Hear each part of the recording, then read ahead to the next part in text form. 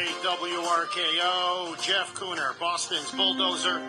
There is going to be a rally to reunite the Rivera family. Let's get the Riveras back together again. They deserve to have custody of their children. I just got out from the jail right now, and because of losing everything in this situation, because of DCF and I guess all the parties involved, I've been living in my car while supporting my family from a distance.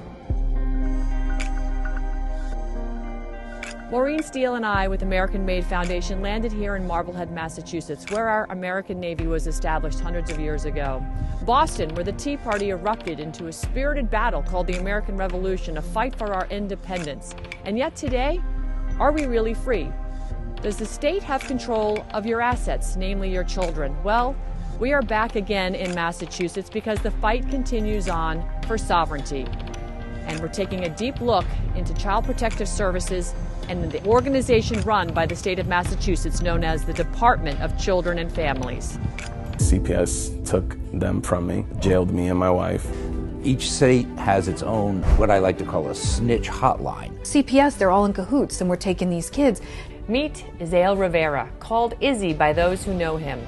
He is a devoted father from Fitchburg, Massachusetts, who now stands at the center of a storm involving the state's Department of Children and Families.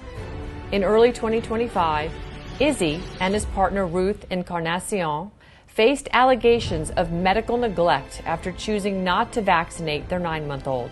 The vitamin K shot is what they give a newborn baby. I then said to him, okay, well, I don't want to vaccinate my child again. He said, well, I'm a mandated reporter and I have concerns of medical neglect because you're not vaccinating your son. And he said, well, there is no law, but I am concerned. Then we're going to have to file a 51A report. The agency takes a look at these things and decides which cases to investigate and which ones not to. Well, then we get to the second problem, and the problem is a very low standard of proof. It's called a reasonable cause to believe that a child is abused or neglected. What's that mean? Nobody knows. Or in our state, they call him DCF agent, just showed up to our door knocking and just left a notice on the door, and then I read the notice that they wanted to see our children, and that's how I found out. So now they want to see all of your children, even though there was just a 9-month-old who you refused a vitamin K vaccine. In any two-parent family, intact family, that divide and conquer is one of their favorite tactics.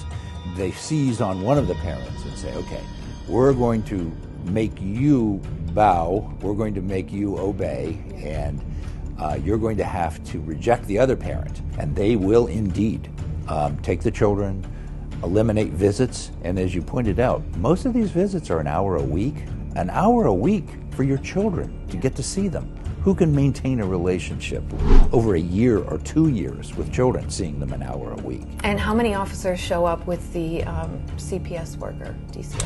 It was, I would say maybe around, I'm not sure the exact number because we hid because it was just such a traumatizing experience, but enough to surround the entire house. So I would say 6 to 10. Oh, and then gosh. Police cars blocking the roads and.